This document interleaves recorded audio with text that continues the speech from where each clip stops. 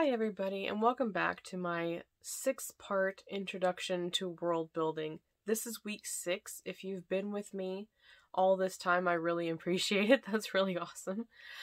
If you haven't, there's not really an order that they go in, but the first 3 are all about the topography of your world, the actual physical world itself, and the 2 before this one and also this one are about the culture that your characters are a part of or immersed in or whatever. It's how to build a culture, essentially. So last week we talked about language and physical artifacts and art, so we're talking about expression.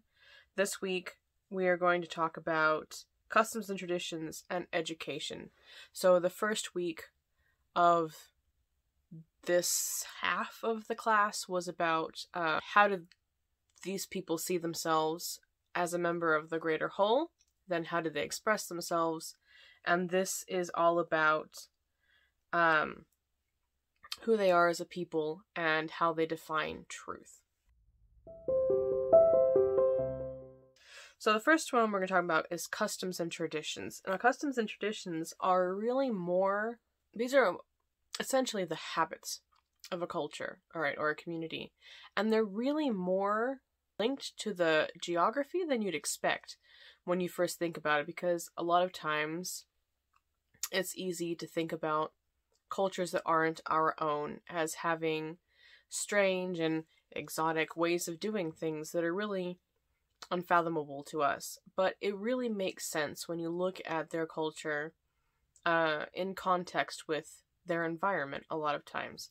For instance, a Christmas tree, right, is a symbol of Christmas, which typically in the northern hemisphere, in the northern reaches of the northern hemisphere, takes place in the winter when it's cold.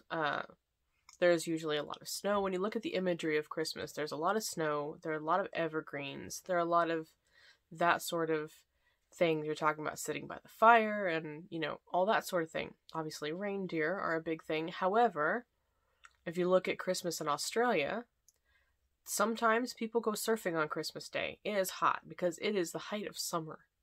And I have a friend in Australia who posted pictures around Christmas time, and she had a Christmas tree. And I was like, that looks so weird. So it is a cultural tradition with links to the environment of someplace else, of where the tradition came from. It's important to remember that culture can move, much like goods can move, being traded from place to place. Culture also can. So just because someone lives in a different place from where the practice started, doesn't mean they can't still use it, but it does still have environmental roots. A lot of times I'm going to keep doing this. I'm going to keep saying culture when I mean customs. A lot of times customs and traditions are related to events that happened in the past, and a lot of times looking back, those events are related to environment. Here in the States, we celebrate Thanksgiving, which is related to an event that happened, regardless of where you land on the ethics of that event. Regardless, it happened. And the reason it happened was environmental. The Pilgrims did not have enough food to survive the winter, and they did not plan for it. And a lot of things happened to put them in that situation, but it was environmental. Yet, we don't have Thanksgiving dinner because of the environment. We have Thanksgiving dinner because of a tradition that began based on an event that was affected by the environment. There's always more often than not, it's related to the environment. A lot of times, customs and traditions will determine what is right and wrong.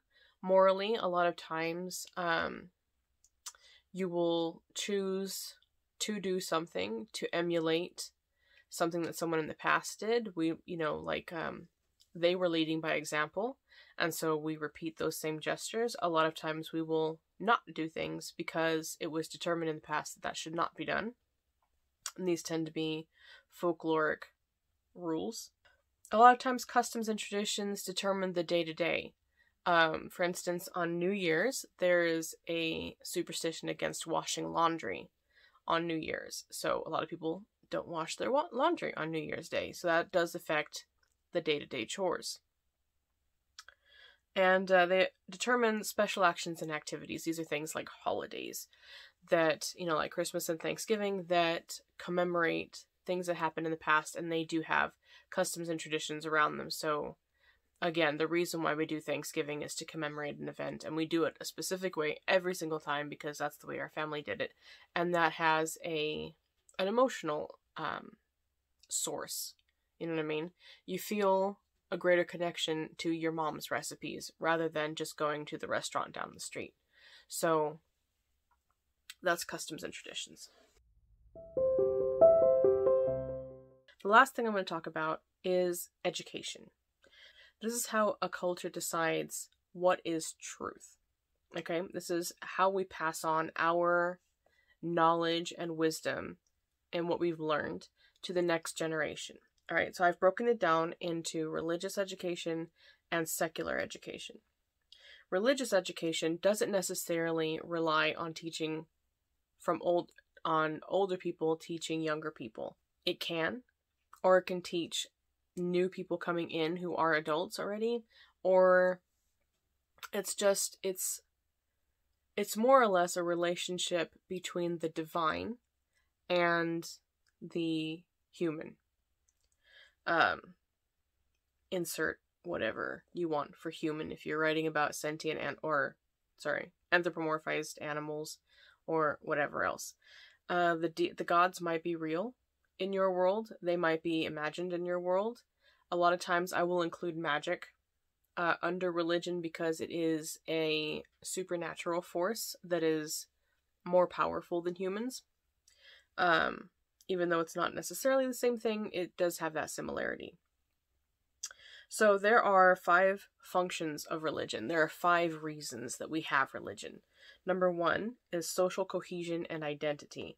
That means if you're a member of a church, you identify as a member of that church, and you can identify other members of your church, and they make up your social group in that context.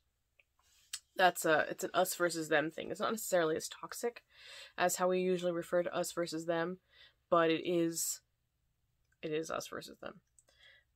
They have social control. Now I'm not referring to brainwashing here. I'm not saying every religion is a cult.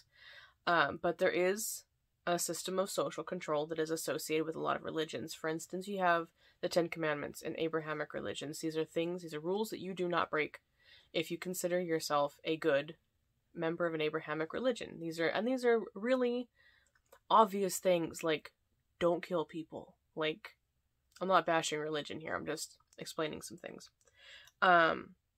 Also, the Norse up in Scandinavia have very strict rules about hospitality, and the Celts did too. So there are a lot of rules that religions have that are, if you're going to be a good person, don't break these rules. They have an explanation for the unexplainable. So a lot of times they will explain, like, when you die, you go to heaven, or Zeus is responsible for thunder, or lightning, Thor is thunder, or it explains things that the culture may not have another explanation for. Then there's psychological and emotional support, which I like to call comforting the bereaved. So these are things like they provide a lot of mental and emotional support for by the way, my kitty wants to say hi to everybody. She's being very needy right now. Oh, her eye looks funky. Okay. So when someone dies, you say they've gone to a better place, and the community rallies around the grieving party. If somebody is sick, it's because they're supposed to learn something from that. If your business has failed, it's because you're being tested. It gives you something positive to sort of soften the blow of a bad thing that's happened. And the last thing is social change. A lot of times this can be as obvious as like a church group getting together to raise money for something. It could be charity that is organized by religious groups. It can be things like soup kitchens. A lot of monasteries back in the old days used to feed, give alms to the poor and feed the homeless and that sort of thing. Or it provides shelter for people who have nowhere else to go. So a lot of times people who've lost everything will turn to a monastery because they're given shelter and food and structure and they feel like they're doing something, and maybe they get some of that emotional support and community. But oftentimes you have people who will feel the need to act for society on behalf directly of a deity or that sort of thing. So you'll have someone like Joan of Arc who was commanded by God to do all that she did. Or you'll have people who will lobby for a change in laws based on their personal beliefs and in the name of whatever God they worship. So it's taking your personal religious beliefs into the larger society. So that's what I mean by social change. And the last thing is secular education.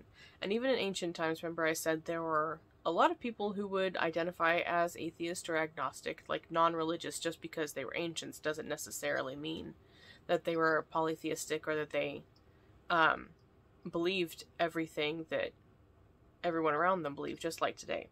So secular education is, how is the society educated? What is considered necessary for the people to know outside of religion?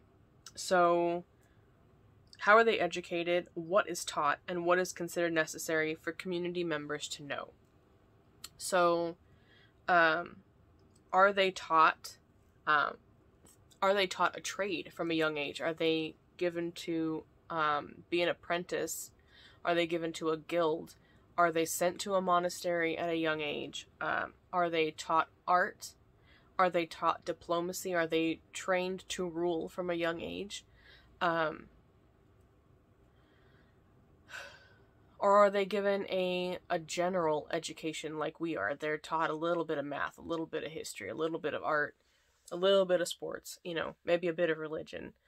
How are they stratified in classes? Are they separated by age? Are they separated by gender? Are they separated by social structure? Do they go to a public school or a boarding school, or do they have private tutors at home? Or are they just let loose in the world to learn and survive? Are they taught by their parents? Are there specific people who are tasked with the education of the younger generation, like teachers and mentors and that sort of thing? Do people have to go searching for a mentor, or are they just given one? So how is knowledge passed from experts to neophytes in your world? So sorry to leave you on a big topic, but that's how I roll. So I hope you guys have enjoyed this series. If you watched all 6, I hope it has given you something to think about. I hope you've had fun. I know I have. And I don't know what my next one is going to be, so I guess I'll find out when you find out. Alright? I hope you guys have had a lot of fun. Don't forget to like and subscribe, and I'll see you next week. Bye!